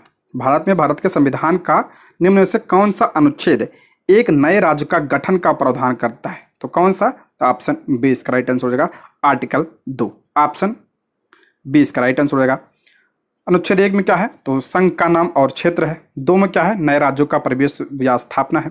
3 में नए राज्यों का गठन और क्षेत्रों, सीमाओं या मौजूदा राज्यों के नाम में परिवर्तन। नेक्स्ट है, भारतीय संविधान का कौन सा अनुच्छेद प्रेस की स्वतंत्रता को आश्वासित करता है। प्रेस की स्वतंत्रता किसमें है, तो इसका राइट आंसर हो जाएगा option B, article 19। Option B इसका राइट आंसर हो जाएगा। संविधान में प्रत्यक्ष रूप से प्रेस की स्वतंत्रता का उल्लेख नहीं है, किंतु 19(1) का में यानी 19(1) में के अंतर्गत वर्णित वाक स्वातंत्र और अभिव्यक्ति की स्वतंत्रता जो है, उसके अधिकार में न्यायालय द्वारा इसको निहित माना जाता है, यानी इसी में यह शामिल है, प्रेस की स्वतंत्रता। नेक्स्ट है, किस देश में दोहरी नागरिकता का सिद्धांत स्वीकार किया गया है। मैंने कई बार बताया है, दोहरी नागरिकता कहाँ पे, तो अमेरिका में। ऑप्शन सी इसका राइट आंसर हो जाएगा, अमेरिका में, ठीक है। एकल नागरिकता कहाँ पे है, तो भारत में है, कनाडा में है, ऑस्ट्रेलिया में है, ये सब एकल नागरिकता वाले देश हैं। नेक्स्ट है, भारतीय संविधान में संशोधन लाने के लिए कितनी पद्धतियां हैं। भारतीय संविधान में संशोधन लाने के लिए कितनी पद्धतियां हैं, तो ऑप्शन सी 3 पद्धतियां हैं। ऑप्शन सी कौन कौन सी, तो पहला आपका संसद के साधारण बहुमत से संशोधन, दूसरा है संसद के विशेष बहुमत से संशोधन, तीसरा है संसद के विशेष बहुमत से संशोधन, और कम से कम आधे राज्य विधानसभाओं का अनुसमर्थन। तो ये आपका 3 प्रकार के क्या संविधान संशोधन के तरीके हैं। नेक्स्ट है, किसी न्यायालय अथवा न्यायाधिकरण के आदेश को रद्द करने के लिए निम्नलिखित में से कौन सी रिट जारी की जाती है। इंपॉर्टेंट है, किसी न्यायालय अथवा न्यायाधिकरण के आदेश को रद्द करने के लिए निम्नलिखित में से कौन सी रिट जारी की जाती है, तो आपका ऑप्शन सी उत्प्रेषण। ऑप्शन सी इसका राइट आंसर हो जाएगा, उत्प्रेषण। यह रिट किसी वरिष्ठ न्यायालय द्वारा किसी अधीनस्थ न्यायालय या न्यायिक निकाय जो अपनी अधिकारिता का उल्लंघन कर रहा हो है को रोकने के उद्देश्य से जारी की जाती है, ठीक है। नेक्स्ट है, प्रारूप समिति का गठन कब किया गया था। इंपॉर्टेंट है, प्रारूप समिति का जो है गठन कब किया गया था, तो 29 अगस्त 1947 का इसका गठन किया गया था। ऑप्शन क्या हो जाएगा, सी इसका करेक्ट आंसर हो जाएगा, 29 अगस्त को। और प्रारूप समिति के अध्यक्ष कौन थे, तो डॉक्टर भीमराव अम्बेडकर जी। अगला प्रश्न है, भारत को एक संविधान देने का प्रस्ताव संविधान सभा द्वारा पारित किया गया, तो ऑप्शन बी 22 जनवरी 1947 को। ऑप्शन बी इसका करेक्ट आंसर हो जाएगा, 22 जनवरी 1947 को संविधान सभा द्वारा भारत को एक संविधान देने का उद्देश्य प्रस्ताव पारित किया गया। उद्देश्य प्रस्ताव को 13 दिसंबर 1946 को संविधान सभा में जवाहरलाल नेहरू द्वारा पेश किया गया था। आगे चलकर यही उद्देश्य प्रस्तावना का प्रारूप बना, इसको भी ध्यान रखिएगा। नेक्स्ट है, चाबहार बंदरगाह जो हाल ही में खबरों में था, किस देश में स्थित है, तो चाबहार बंदरगाह ये आपका कहाँ पे है, तो ईरान में स्थित है। ध्यान रखिए कहाँ पे है, ईरान में। तो इसलिए ऑप्शन ई इसका करेक्ट आंसर हो जाएगा, इनमें से कोई नहीं। नेक्स्ट है, हाल ही में किस संस्थान ने उत्तर भारत में वायु प्रदूषण और स्वास्थ्य प्रभाव पर एक शोध रिपोर्ट प्रस्तुत की है? किस संस्थान ने उत्तर भारत में वायु प्रदूषण और स्वास्थ्य प्रभाव पर एक शोध रिपोर्ट प्रस्तुत किया है? तो IIT जयपुर। ऑप्शन क्या हो जाएगा? सी इसका करेक्ट आंसर हो जाएगा। नेक्स्ट है, चंद्रयान 3 लैंडिंग साइट को अंतर्राष्ट्रीय खगोलीय संघ मान्यता दे दी, इसका क्या नाम रखा गया? तो इसका राइट आंसर हो जाएगा ऑप्शन बी, शिव शक्ति रखा गया था, ऑप्शन बी। नेक्स्ट है, पेरिस ओलंपिक 2024 में भारत के ध्वजवाहक के रूप में किसे चुना गया है? इंपॉर्टेंट है, पेरिस ओलंपिक 2024 में भारत के ध्वजवाहक कौन है? तो शरद कमल, ऑप्शन बी इसका करेक्ट आंसर हो जाएगा। नेक्स्ट है, 98वें ज्ञानपीठ पुरस्कार के लिए किससे सम्मानित किया गया है? 98 नंबर का जो 58 नंबर का ज्ञानपीठ पुरस्कार है किसे मिला है? तो गुलजार को और जगत गुरु रामभद्राचार्य को। तो ए और बी दोनों होगा, तो इसलिए ऑप्शन डी इसका करेक्ट आंसर हो जाएगा। नेक्स्ट है, विश्व हाइड्रोजन शिखर सम्मेलन 2024 किस देश में आयोजित किया गया? विश्व हाइड्रोजन शिखर सम्मेलन कहाँ पे? तो नीदरलैंड में, ऑप्शन सी इसका राइट आंसर हो जाएगा, नीदरलैंड। अगला प्रश्न है, विश्व की सबसे ऊंची चोटी माउंट एवरेस्ट पर सबसे अधिक बार चढ़ने का रिकॉर्ड किसने बनाया है? तो ऑप्शन बी, कामी रीता शेरपा ने, ऑप्शन बी इसका करेक्ट आंसर हो जाएगा। कितनी बारें चढ़ी हैं? तो आपका 29 बार चढ़ी हैं, ठीक है, 29 बार चढ़ी हैं, ऑप्शन बी इसका राइट आंसर हो जाएगा। आप लोग कमेंट बॉक्स में बताइए माउंट एवरेस्ट कहाँ पे है और इसकी ऊंचाई कितनी है, कमेंट जरूर करिएगा और ये भी बताइएगा वीडियो कैसी लगी। ये रहे आज के प्रश्न। Thank you for watching.